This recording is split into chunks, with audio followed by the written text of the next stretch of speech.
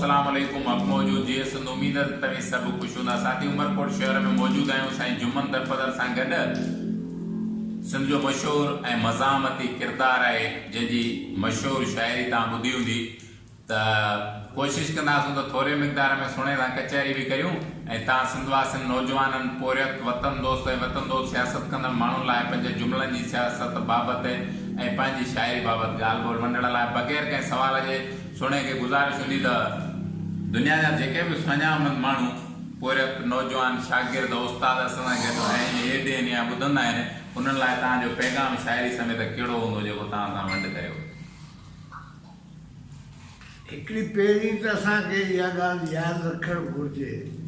त बेहैसियत इंसान असीं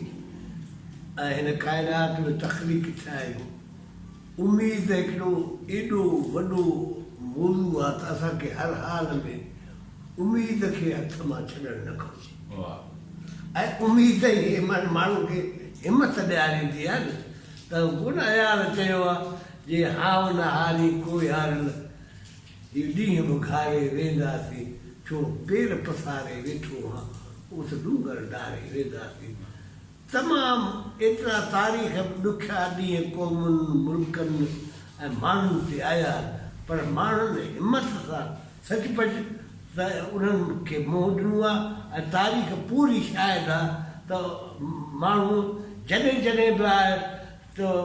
चयो आहे त हिमत बंदे कई आहे त ख़ुदा मदद कई आहे ऐं उन मुश्किलात मां पार थी वियो आहे। उनजे करे हर हालत में असांखे उमेद खे हथ मां लाहे छॾणु। ॿी ॻाल्हि त असां कोशिशि करियूं हालतूं कहिड़ियूं बि हुजनि ऐं असां पंहिंजूं उनखे पर इंसानियत जे लाइ बेहैसियत इंसान जे लाइ इंसानियत जे भले लाइ असां सुठा इंसान हिकिड़ो किरदारु पंहिंजो अहिड़ो रखूं जो हर हाल में असां उन्हनि खे मोह बि ॾियूं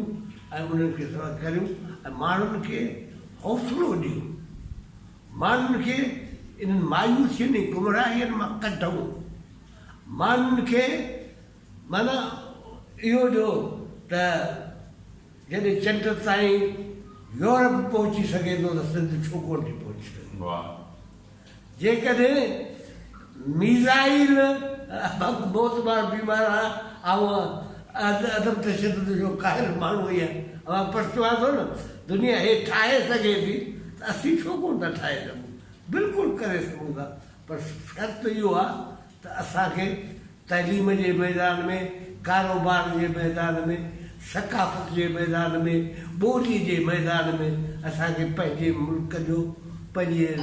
सिंध जो बचा करणो पवंदो। उन लाइ असांखे झाकोड़ करणी पवंदी ऐं पंहिंजे नस्लनि खे अॻिते वठी वञण लाइ असांखे वॾा कस ॻोल्हणा पवंदा, असांखे वॾा किरदार पैदा करणा पवंदा जेके ईअं कोन्हे त दुनिया में किरदार थिया ऐं असां अॼु बि उन्हनि जी तारीख़ पढ़ूं था त हैरान थी वञूं था त इन किरदारनि जा धणी जेके आहे उन्हनि पंहिंजनि रसूल अरबनि साल में पैदा थिए थो ऐं उहा बदू ऐं खारा बदोश क़ौम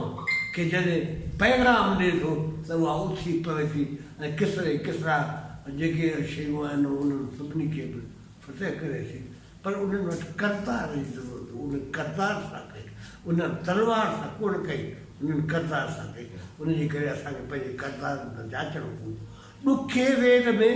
पाड़े वारो बुख में वेह ऐं असीं वेही ताम खाऊं, इहा बि ॻाल्हि असांखे ज़हन में रखे त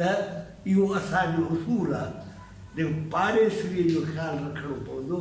ऐं हुज़ूर जो चवंदो आहे त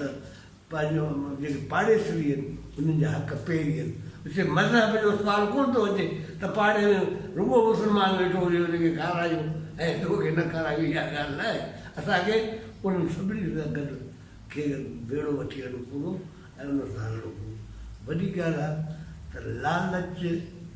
ऐं ख़ौफ़ खे दिलि मां कढूं, सभु कुझु करे सघूं।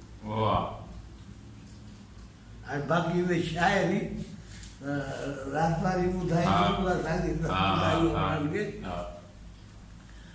त हीअ दुनिया हलचल जी बस्ती हिते माण्हू ईंदा वेंदा आहिनि हिते 4 घड़ियूं महिमान रही परलोक पधारे वेंदा आहिनि अक्सर माण्हू बाद मरण जे यादि न कंहिंखे ईंदा आहिनि अक्सर माण्हू बाद मरण जे यादि न कंहिंखे ईंदा आहिनि पर के माण्हू तारीख़ुनि में नश उभारे वेंदा आहिनि वाह अक्सर माण्हू पाण जीअण लाइ क़ौम खे मारे वेंदा आहिनि पर के माण्हू मरदे मरदे क़ौम जीआरे वेंदा आहिनि वाह अक्सर माण्हू मौत जे डप खां हर मरदा जीअंदा आहिनि पर के माण्हू जीअंदे जीअंदे मौत खे मारे वेंदा आहिनि वाह अक्सर माण्हू मत जा मूड़ा पाण न पंहिंजा थींदा आहिनि पर के माण्हू नसलनि जी तक़दीर संवारे वेंदा आहिनि वाह अक्सर माण्हू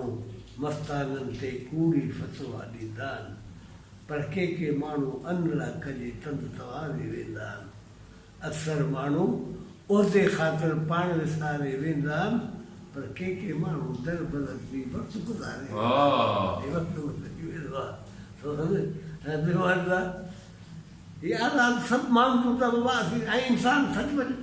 आज़ादी बि का करणु आज़ादी हिकिड़ी अहिड़ी नेमत आहे जंहिंमें माण्हू पाण खां माना हिकिड़ी हुन जूं ख़्वाहिशूं उहे हूंदियूं आहिनि हू पाण खे पुरमन ऐं पंहिंजे आखेरे में राति जो हुनखे को बि ख़ौफ़ ख़तरो कोन हूंदो पंहिंजे बचनि सां आराम कंदो उनजे करे आहे त आज़ादी वॾी नेमत आहे ऐं उन जी नड़ू असांजे न बीहनि पर असांजे वॾनि सभिनी कई आहे उन वठी हर जनम मरबो मिठा में राण में विलबो ख़तमु हूंदा थी वेंदी चिठीअ चालाण में मिलबो पंहिंजी जा जंग आ जारी न थींदी नेठ सोभारी मरी वेंदा मिड़ी मारी सची सुरहाण में मिलबो हुजे यूरोप या लबना जिथे मारियो वियो इंसान उन माण्हू संदे अरमान ऐं रस छाण में मिलबो थिया जे क़ौम तां कुर्बा उन्हनि जा लखे ऐसा थिया जे क़ौम तां कुर्बा उन्हनि जा लखे ऐसा शहीदनि जे रेटेर त सारथी लालाण में मिलबो वरी वरदा त वसकारा वसी पवंदा आहे पट सारा माण्हू माण्हू थींदा त मोचारा मीहन मांडाण में मिलबो अलावा जी आबाद